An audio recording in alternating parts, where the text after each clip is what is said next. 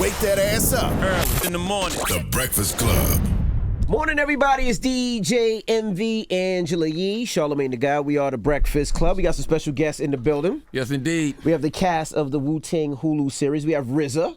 We have Erika Alexander. Hello. And we have Ashton Sanders. Welcome. Good morning. Good morning. Thank you. Man. Excited to be here. I guess we start with RZA. Like, how did it feel recreating your own story?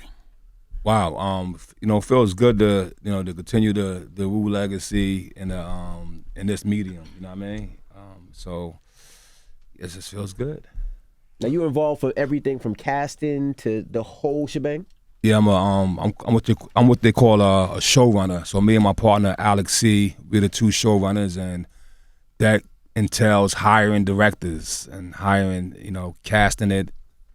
I actually was reading 99-page budgets, all right, making sure, the money was going where it had to go to. Right. So yeah, it's a very, very unique job. Is it true, Erika, that you had to be vetted by RZA and all 10 of his siblings before you got to play the role? You know of what? Mom? That's what I was told. I mean, listen, I played the mother. Play Mama. Mama, RZA, Bobby Diggs. I call him Bobby. Mm-hmm. And she was a very prodigious woman. She had 11 children. There's 4 represented in this series. Mm-hmm. And Zoli Griggs and Elijah Martinez. Yep, and Justice. There's Ashton Sanders and Justice. Mm-hmm. But I heard that I had to pass the test, the smell test of 11 true children, which actually that's a beautiful thing. Mm-hmm. If they saw something in me that they recognize or something in their mother, then I thought, that's a heavy thing. What do I think? Yeah. And RZA came to me and she said, Erika, she was the light.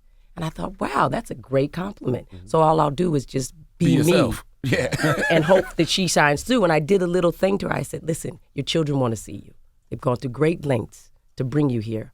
Just come. Ooh. Yeah, one thing that was beautiful for me was, when you cast and, people be, you get down to a list of people. But my 2 sisters who, if we would have chose the wrong person, dinner and Thanksgiving would never be the same, Gotcha. Right? But they actually really, really loved Erika and really helped me absorb it as well, yo. Mm-hmm. You know what I mean? So, and you had a chance to meet my sister. Yeah, Sophia. Yeah, Sophia. Yeah, she, beautiful. She still could beat me, what I mean? So anyway. And you picked Ashton to play you. Now, how was that? How was that difficult? How'd you find him? Yeah, this gentleman right here is a very talented young man. You know what I mean? And I was on a plane watching Equalizer 2. Right? I saw it in the movie theaters first, right? But now, we getting closer to casting, and when the character he played, he was drawing and he was, having that confrontation between, is he gonna, be a drug dealer, be an artist, and his eyes, I was like, wow, I remember having those eyes, you know what I mean? And Ashton came in and sat down with us. I don't know if we even talked about who he was going to be. I don't know if I was examining him like. Oh man, we had a brief conversation about the show and all of that. Right. Yeah. And then he's just his eyes and the spirit of what I can speak like this. The young Bobby was going through. Mm-hmm. You know what I mean? That was the man. What did you see? What did you see in the eyes? Like, listen, it's like, you know what I mean? It's just. It's like when you got a determination to be great at something, you know what I mean? So I guess as an actor, that's what he has a determination to do, you know what I mean? Like to be like, he's maybe you're going for Oscars, maybe whatever he's going for it. And in his eyes, I could see that he's like, yo, I'm going, yo. And when I was, thinking of Wu and trying to be what I wanted to bring to the world, people just say, yo, like, his eyes. You like something about his eyes. Like he's the determination was there. That was a skit on one of the albums, right? Do you see? Look in his eyes. Was it only been for Cuban Links? He's got a determination. Yeah, there's it. It's wow, that's great. That was from the movie The Killer. That's right. Yeah. Has a look about him. Yeah, he's got a look about him. Yeah. So. Ashton, did you listen to a lot of Wu-Tang growing up, or was it new to you? To the mic. Oh yeah, cool. I'm not gonna lie. I knew of Wu-Tang growing up, of their hits like Cream, like Wu-Tang Clan ain't nothing to fuck with. Mm-hmm. But outside of that, nah, this role definitely demanded that you understood the world in which like they really was in, you know, as individuals and as a group. And so, you know, becoming RZA was something strategic. You picked up the lingo too. I know you're from Cali, so you picked up the New York lingo. Yeah. How hard was that? Not too hard. I mean, you know, like I've been in New York a couple of times. I have New York homies or whatever. But specifically, like their type of slang. That was that 90s no, yeah, exactly. That's slang, that's Staten like Island. fucking studying and like watching videos. And at that time, the fucking documentary came out too. And so like that was cool to have that as something to like pull from or whatever. But that's love, man, because I'm definitely from Carson. So Why is that not a deal breaker though? If like if an artist or the young guys didn't know Wu-Tang, why is that not a deal breaker for you? It shouldn't be, but why is it not? Well, I've been blessed with the opportunity to act and direct and write, right? So I can approach it with an artistic mind and not a personal thing. You know what I mean? So it's like, you look for the actor who can embody the character. You know, so you don't have to know anything about me. It's just like, not to put myself on the spot, but I wasn't no cop, but I played a cop, an American gangster, you know what I mean? And so, and I never, as a kid, would dream that I'm going to play a cop because that's the opposite of what I wanted to be. But when you kind of, start absorbing characters and personalities, that becomes an art and a craft. So, yeah, he was from Carson, yo. And I didn't think twice about where he was from. I was just like, can this kid absorb this character at the age he's going to be? Mm-hmm. And could he deliver this spirit as Bobby, right? And when you get a chance to watch the show, and I hope everybody tune in, I think the most beautiful thing about it is that the arc of where this, these episodes is taking us is perfect for Ashton in all reality. You know what I mean? Because he's questioning the things around him. You know what I mean? Mm-hmm. And if you already know the answers, you may have a difficulty trying to come with the questions. You know what I mean? And I think not knowing the answers, helped, the discovery as well along the path. Erika, you came up in the era of Wu-Tang. What did you know of Wu-Tang? What feeling did they give you?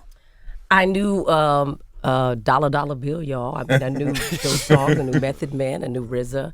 The thing is that when you're living like you guys are right now, sometimes you miss things that are going on around you because you're also in the business as well. So you can feel like you're part of it, but then you realize, no, I missed it because I wasn't experiencing it the same way. So if you're on a show, whether it's the Cosby Show or Living Single, that type of thing, it's taking all of your energy and creative time, and you're sort of catching things after the fact. So I found that coming into this arena, I learned more about the era I'm supposed to be from than when I was there, which is kind of bizarre because it felt a little alien to me.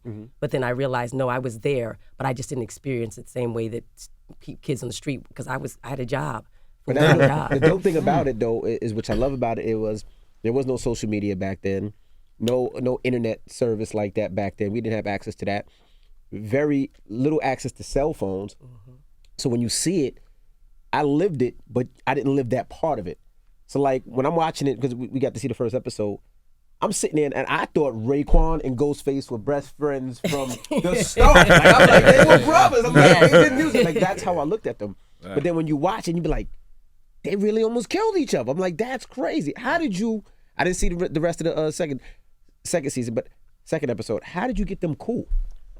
Well, and this is real life. Yeah. Well, in all reality, right? It's like, Stapleton and Park Hill just had this.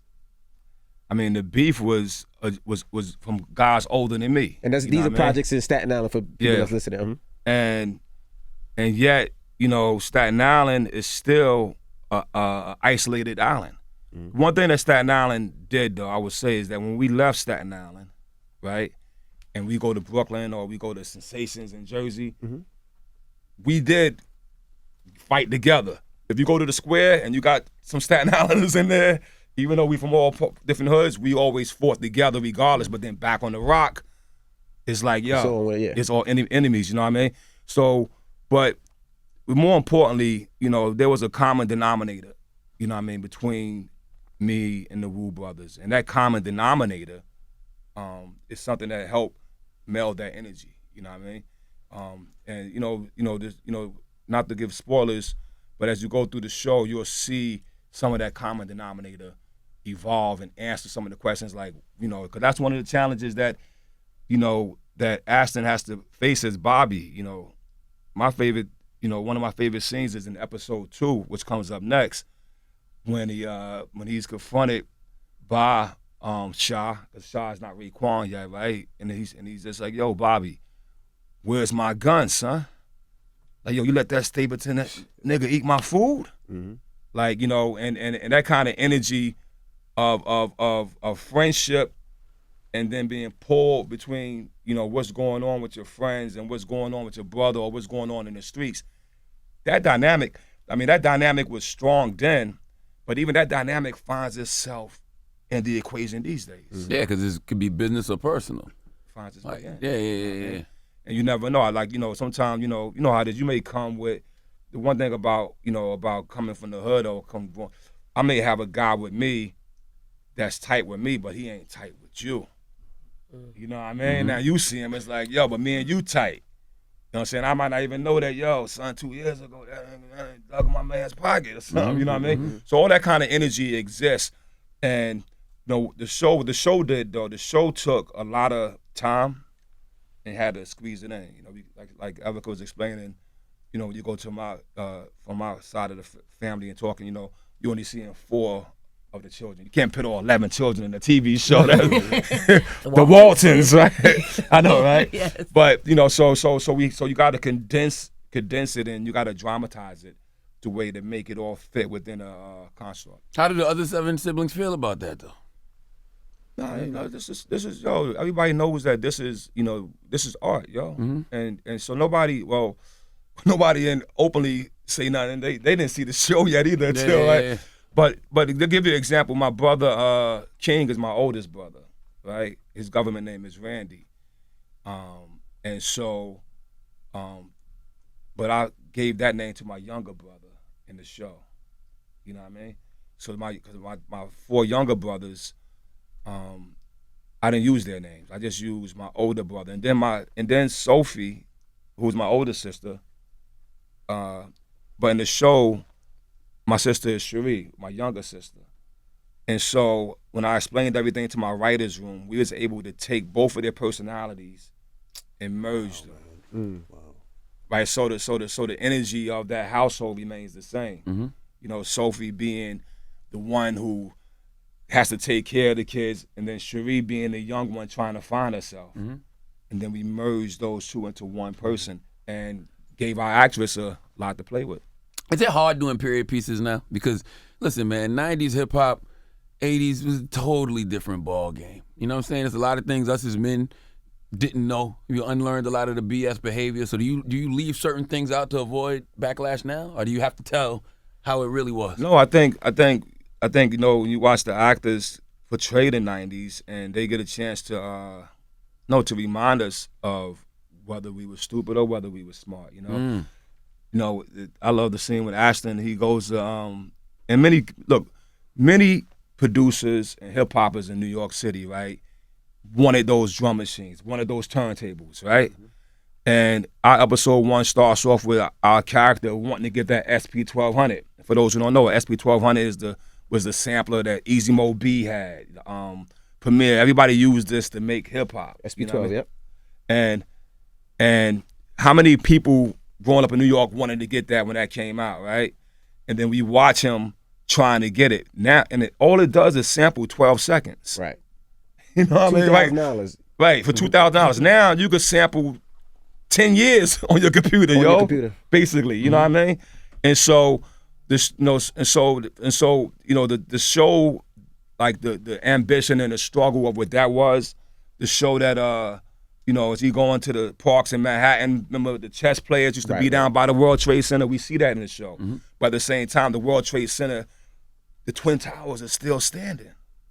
You got kids who they can't even fathom what the Twin Towers is. They couldn't fathom that, that's an area that people were sitting there playing chess and the Israelites and the guards is out building. Mm-hmm. You know what I mean? Mm-hmm. So there's a scene where he's sitting there listening and the guards are talking about, yo, you got knowledge yourself and all that. I mean, but that's real. That's real. It's real. Where did you learn chess? Like, where did you learn that? Because when I seen that, so I know that you were a chess player. I'm like, but where did you learn that coming out of Staten Island? Was that something that you were taught, or just going to the city all the time? You know, I was taught. I was blessed with a girl that took my virginity and taught me chess. You know, She's a keeper. Why That's didn't how you she marry took your virginity. Jeez. yeah, man. She Yes. hit me with a 2-for-1. Yes. Night me. 2-for-1. Now, But anyway. Erica, is this docuseries you think nostalgia for the older generation or lessons for the younger generation? Both. That's a really good question. I think that narrative and storytelling has always been hijacked by white men in studios that told us their narrative and their history. And now we have these street poets who have grown up, and now they are the heroes of our, older, so-called, going into their 40s and 50s and 60s. And then they're also real sort of badasses for the young people, because we place them up and they go, wow, it's like telling the story of Star Wars. You had to be there, except you didn't have to, because it just keeps going on and on and on. So I think it's actually beautiful. It's like a full circle, but the best thing about it is that it shows that the narrative, at least of this century, will be told by people of color. And I'm glad that RZA is so good in communicating his story. We talked last time we were here about power of writing. The people who can write, they'll be eternal. And to me, to write the stories of the so-called American saga and be the new Waltons, that's power. What do you think, Ashton? What's the lessons the younger generation can learn from this? I feel like this is a story of passion, right? Of To the mic. a story of passion, a story of we kind of see the cultivation of, if you have a dream, sticking with that shit, like no matter what your circumstances are, like living through them and not letting your circumstances like kind of define what the outcome is going to be. And so I think through this character of Bobby, we watch all of that within the character. It's so specific to his life and his story, but at the same time, I feel like it's something that everybody's going to be able to like be inspired by outside of like the music. So I think that's going to be dope. I love seeing old Dirty Bastard and just Shit, stories TJ. of Old Dirty Bastard. TJ is great. Now how It's dope. when did Old Dirty Bastard start rapping? Because in the first episode, he just seemed like he was just there to sell drugs and have fun. That's all he wanted, to eat chicken wings. So how was Old Dirty Bastard? And tell us some of those stories. I mean, as Dirty said, he said it in the Mikes and Men documentary. I used to fight him to rhyme. You know what I mean? Like, so I was on him, like, he was, my cousin, my older cousin actually, but yet he allowed himself to become my student. You know what I mean? And so, I gave him knowledge of self, but I also was like, yo, let's write rhymes. And he was more advanced with the girls. He was after the girls early. You know what I mean? And he was, very good dancer. You know what I mean? Pop, lock, break dance, all that. But as far as writing his rhymes, he in the beginning he fought against it. You know what I mean? But when he came back with he had a rap called "Unknown on the Microphone" as Rap Professor, Casual Dresser, You Can't Dress Fresher. Once he started kind of finding his voice, he never stopped after that. And then our show, like I said, so in our show we got to take time and play with it. We can't go back to every step of the path. And so in our show though, you'll see him come with his lyrics. Like there's a great scene in episode 3, which we recreated. There's a famous thing that happened on Staten Island that's iconic, right? And I was just talking about this real quick. So on Staten Island, we had a place called the Park Villa. And the Park Villa was the place where KRS-One would come to Staten Island. Rakim would come to Staten Island, right? And the local hustlers would, be the promoters who bring them out there. But they brought Rakim to the Park Villa, and it was also a rap battle. So that's an iconic moment because in that battle, really most of the Wu-Tang MCs all joined and signed up for this battle. And we recreated, but the scene that's cool for me is that when A-Son is sitting there and he hears, because he went to school with Q-Tip in him, that's FYI, and it comes back that Q-Tip Tribe caught a deal, you know what I mean, for a couple of $100,000, and he's like, 100 what? $100,000, yo, I'm going home to write a rhyme right now. You know what I mean? And that be the word. Even like the share with the world. Yo, when y'all remember when Showbiz and AG caught that deal? Like, yo, they caught 250. Remember that? You know how that sound in the hood, yo? Yeah. You trying to get a brick, and yo, they just caught 250. Yo, and yo, if they wouldn't have caught 250, Joseph wouldn't have caught a half, because I heard they caught 250 when we went together. I need a half. I need more than them. Because you know how much they was getting. Yo, I need a half, son. And yo, we got that half. You know what I'm saying? Nah, that's like how even Cash Money was the green light for a lot of people too. Right. When you heard $30 million, like what? Okay, let's get back in those corporate rooms and talk this over. Yeah.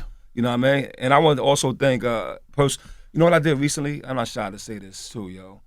Because going through this show takes me back too, right? And I just really took time to remember all the great artists that really pioneered before me. Like Erika said, when you're doing something, you don't really see what's happening around you, or your ego is so too conceited. You know, I'm the best, so you don't think about the other great ones, right? But I called up Eric B, yo. You know what I mean? I just said, yo, thank you, yo. You know what I mean? Because, you know, I'm looking at us portray him and portray Rakim in the show. You know what I mean? They signed off on that. It wasn't like a hassle. And I just remember, like, yo, I wanted that chain, yo. You know what I mean? I wanted that jacket. And I just had to call him and say, yo, I just want to call you and say thank you, bro. And then I dialed up LL, yo. Yo, what up, bro? Yo, nothing. Just saying thank you. You know what I mean? You know what I mean? Because, yo, I cut that record till it went gray on the vinyl. You know what I mean? You start spinning it back so much, it's like, yo, it's slow on that record. And I just was thinking, like, yo, man, you know, I'm appreciative of where I'm at, but how many of these great men that was traveling parallel that I didn't get a chance to look over and be like, yo, thank you. That's like I walked in here, the first thing I said to you brothers, like, yo, man, I just want to congratulate y'all, you know, from what people would say a radio DJ or just a DJ to being voices and journalists, you know what I mean, of our generation and potentially the ones that's going to bring in the next generation, you know what I mean? So this show is kind of really helped me to kind of readjust and take a look back and like, hold on, Riz. I mean, get off your own Jones for a minute and realize that, yo, greatness, you know what I mean? What makes hip-hop great is all of these elements that brought it in, you know what I mean? Well, this is a question for you and Erika. Did y'all take y'all era for granted? Because the 90s was so rich, you know what I mean, with talent. Did y'all take it for granted? When you live in it, right? Okay, Well, no. I mean, I'll just say, to me, the 90s were also full of crack and full of, you know, Drugs, violence. I mean, people talk about New York. I didn't go. I mean, I went out to the theater, would go to BAM, do the play, get back on the subway and go back home. I didn't hang out like people hung out. People were getting shot. I remember those times as being really difficult. And so I don't have the nostalgia like that. The music brings back like maybe what happened and the fact that people were so creative. But if you really want to talk about it, it was also a very turbulent time. And frankly, I've survived. I mean, it was like being in a war zone. It was, a lot of it was awful. Yeah, that's why I never understood the Cosby Show, because that was like gentrified Brooklyn in the 90s. It was like, where was the crime at on the Cosby Show in Brooklyn? But you know what? The Cosby Show made us look up to something, though, especially here in New York. Because like you said, we walked outside, you seen the little crack things all over the floor. Your parents, you know, trying to sweep and say don't touch them, and you seen the needles. So when you looked at the Cosby Show, it was like, wow. But it was two different Brooklyns. You heard Biggie rapping about one Brooklyn, and Cosby was showing you something else. But there was actually, but when you go down to Park Slope back in those days, or you go back to some of there were streets in Brooklyn, like Spike Lee's block. You know what I mean? People, you know, Marcellus is living there. People that had it, you know, because I remember I met a chick over there. I went to her neighbor. I was like, yo, what the hell? 10 blocks away, I almost got robbed. You know what I mean? Now, your crib, I could come out here, fresh kicks on. You know, she looked healthy, like her parents already had good food. You know what I mean? Like, so the Cosby Show, like he said, was a good example for us. You know, for us, you know, in the Wu, we was in the middle of the grot, and at the end of the day, at some points, we was the problem. You know what I mean? So, but to answer your question. I feel like I missed a lot of it just by being, you know, swimming in the water. I didn't see what was swimming beside me. Erika said something that made me think earlier. You talked about like how they're making the movies of all of our heroes that grew up in the 90s? Like, you think that's a good thing or bad thing? Because it's usually all celebrities or it's all artists. You know, we grew up on Autobiography of Malcolm X and like things that had like a real socially redeeming value. Not saying that the rappers didn't, but you think that's a good thing or bad thing that these are our heroes? Well, I think we valorize the things that that make us feel. And frankly, especially in that time, music became a source of not only, empowerment, but also how we expressed our rage and our frustration. So if you don't, and if everybody's shooting at each other, the thing that you might talk about or remember or want to at least historically place your life in are these people who you may not know, but they are telling the story of your real life. And frankly, I mean, if we look at what reporting and you talk about journalism today, they weren't. I mean, it was bizarre. They were sort of telling us who they thought we were, and who they thought we were evil and drugged out and all this stuff. But then you look back and you see, I love the character Sadiq Saunderson plays, and he does it so well. He plays Dennis. There he was taking care of two of his brothers who had multiple sclerosis. Yeah, wheelchairs. A child. He's reframing the narrative.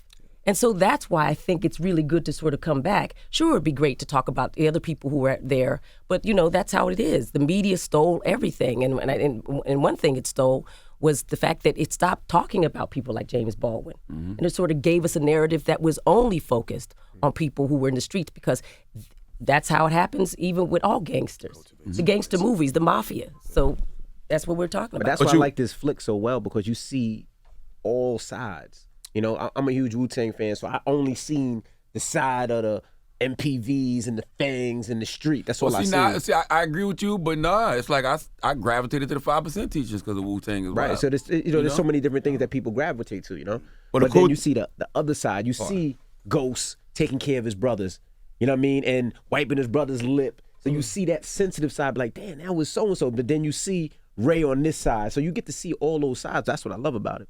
Well, and also you think, like you said about, Malcolm X and the great heroes that inspired us, right? At the end of the day, though, that was the 60s generation that inspired us who become the 90s generation, right? We grew up in the 70s, 80s, then our voice comes out in the 90s. So it's actually, I think, proper that the 90s is now the where the lens is at. Because, there are a lot of heroes that brought that message forward, you know what I mean, that brought that ideology forward, that brought the movement. You think about, let's talk about, you look at Sonny Carson, right, remember? And then he has his son, the Overseer, right? Right? And then, we come into then we get the Public Enemy come in, you know what I mean? It's like these people become the voices that started from there. So I think it's really positive in all reality that the lens is being turned onto the 90s. Now we could find more than just the hip hop source of it, right?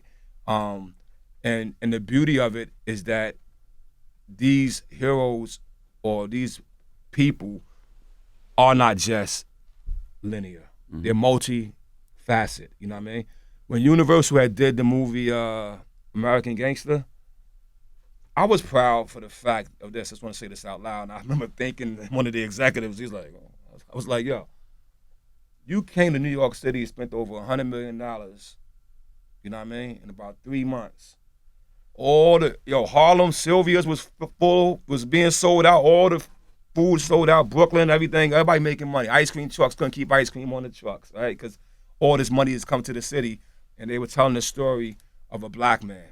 Now, even though he was a drug dealer, it still was, this money is being spent on the story of a black man. And now, here we are in the era where it'll be spent on maybe a hip hop artist, you know what I mean? Or something to that nature. That's a different look at it, And even the story that, and I know I'm here to promote our show, but when I watched the Ava show, when they see us, yeah. Yeah, it's like, that's a lot of money being spent on exposing a truth that really crippled our city. You know what I mean? So I think these writers and where we at right now, as they say in Hollywood, I think that our lens is pointing at the right direction, and hopefully a lot more of these stories will get out, yo. Now, what's the relationship with Wu? I know it was rocky at times, but it seems like this could have got everybody together because it was so many different stories and reliving the 90s and reliving when y'all were young on that grind. What's the relationship now with everybody? I mean, the relationship is peace, you know. We it's a brotherhood, so it's always, you know, like you said, the up and down. I think more so than ever, though, I think, you know, at this such a mature age now, everybody is just letting everybody live their lane, you know what I mean? So I've been in Hollywood for about 13 years now. You know what I mean? I write movies, yo. I direct movies. That's what I do. It's like that's my craft, and so that's my job, is to tell that part of the story. You know what I mean? Where other brothers could be into, you know, whether they making songs or still, you know, RZA did this whole science show, but he loves science and mathematics, and he goes to the schools and he go to colleges and do speeches, and you go up there and you see RZA telling us about they trying to turn light into liquid, right? You seen this liquid science thing he does? No. Yo, just check this out, yo. Yo, it's deep. It's like 12 episodes on science, hosted by the RZA on Netflix. Fucking sick. And my son watched it, and he was picking up wisdom. I did not see Because that. he could roll with it. So, anyway, let me pass the mic. No, I was saying with Ashton, I was gonna ask you, like, before you did this docuseries, when you used to see that W in Target, however, white dudes with the W, how did you feel about it? How did you feel? What did that W mean to you?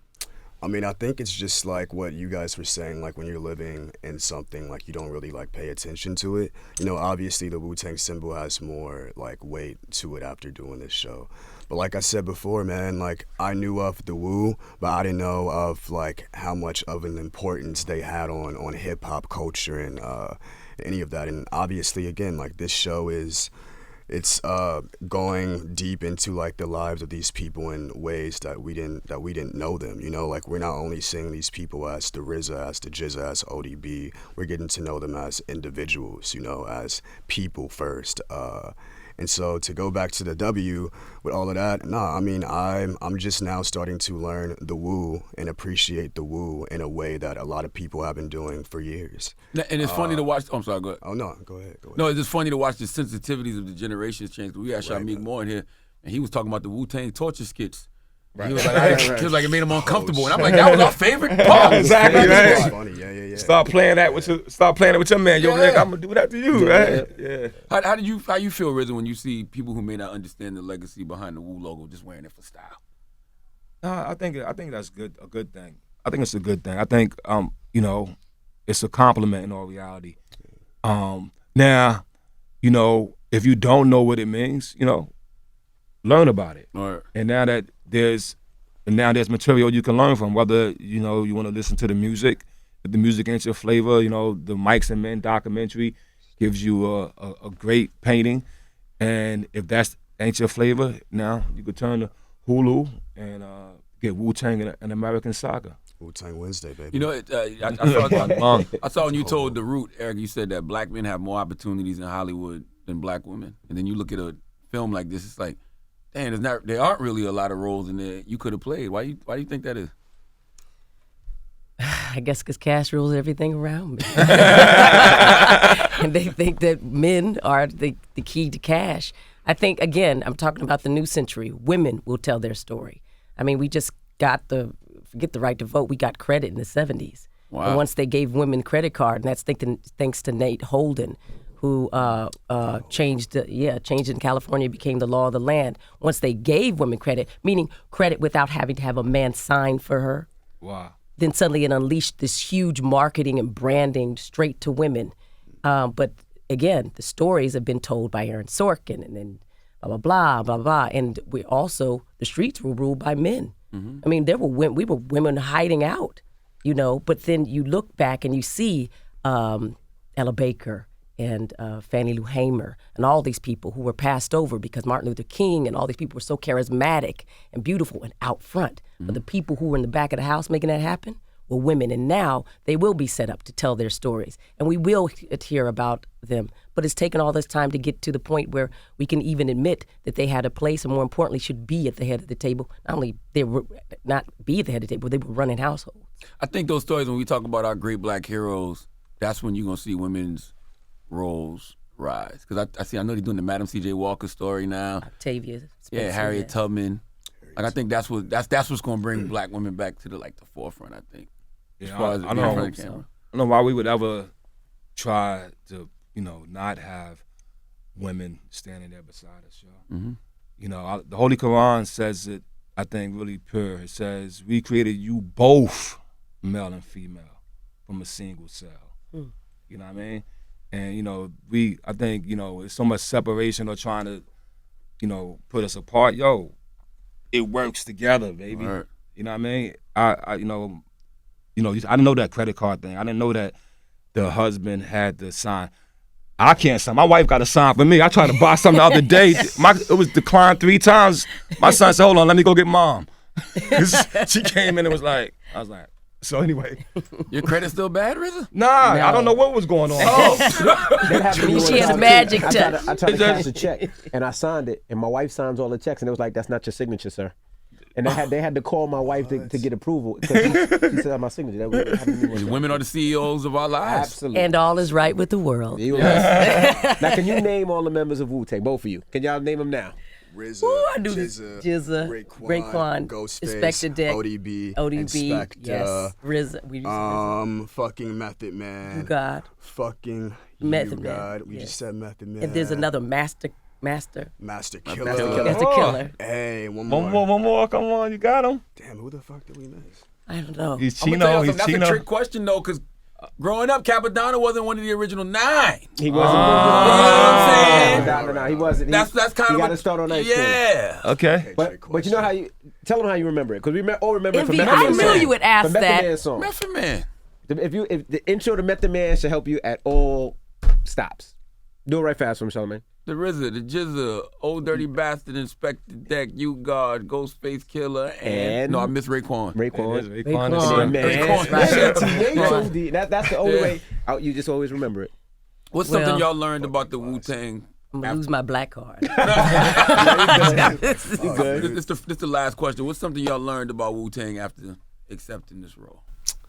Man, again, dude, I just have so much fucking respect for these dudes. Like, I listen to people like MF Doom, who are some of my favorite rappers, and like Definitely influenced by Wu-Tang. Yeah, exactly. And like I'm listening to people like him and having no idea like the influence that he's had from like from somebody like RZA, who's changed like music production in like so many ways. I think that shit is sick.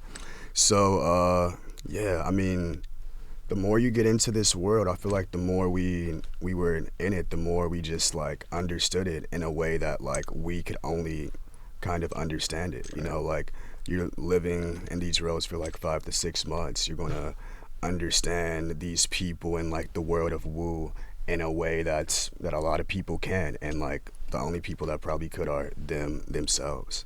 So I think that shit's sick. Just like you know how to make a beat too, yo. He on the SP 1200. Word. That's on the SP12. I can make a beat or two. I think that yeah. we also learned that all the verbal rhetoric was masking very vulnerable young men who were struggling and fighting for their lives. And I think that you could see that overall in just in American society, that here we are talking about, these street poets again. They get to be these superheroes, and then you go look at their lives, and they are in a diaspora, and they are not supported, and they're homeless, and they're fighting each other, and yet for what? Over what? And then suddenly something turns on their mind and says the most powerful thing they had was their imagination. You say that all the time, and then when they started to put it to use, then they tapped into something much more powerful. And that's actually a relief, because sometimes you could look at things and be like, why are these people getting up in the world? And they seem to be doing all this stuff. And, well, ultimately, the thing that was most power to them and really at their fingertips was the fact that they could recreate themselves. And I'm glad I got a chance to see who they were. Yeah. My last question. Did you clear all that music from back in the day? Like, did you have to clear that? The Kung Fu stuff I cleared later on, because that was, Originally, you didn't clear it. Yeah, you couldn't find who to clear. Now, so yeah, nowadays, if you didn't clear something in the 90s, somebody's clearing it right now. Like, serious, you'll get your new BMI statement, and it'd be a new name on there, yo. You know what I mean? Because you know, they got you know, whoever made Shazam. Yo, serious, yo. They finding all types of things, yo. And you sampled so much back then. Like, I mean, every kung fu sound. So they. You trying to fuck with your royalty checks, RZA. That means he said clear them now. But my whole but you know what? The president of Celestial Pictures is a friend, and gave us the rights. When you watch the Wu-Tang and American Saga, we actually got clips from Shaolin versus Wu-Tang, from 36 Chambers, from the Mystery of Chess Boxing. You know, a lot of things where we got skits from. We got the rights to put it in there, and it was a very reasonable price. So I thank Celestial Pictures; they really came through and represented for us. You had to clear the sample for Rhapsody too, right? Yeah. For the Liquid Source? Yeah. Yeah. That's dope. Well, appreciate you guys for joining us, man. Thank you. I look forward to seeing the whole series. I love the first one I seen today. Well, thank you guys so much. Thank you so much. It's always good to be here. Ashton Sanders and Miss Erika Alexander. It's the Breakfast Club. Good morning.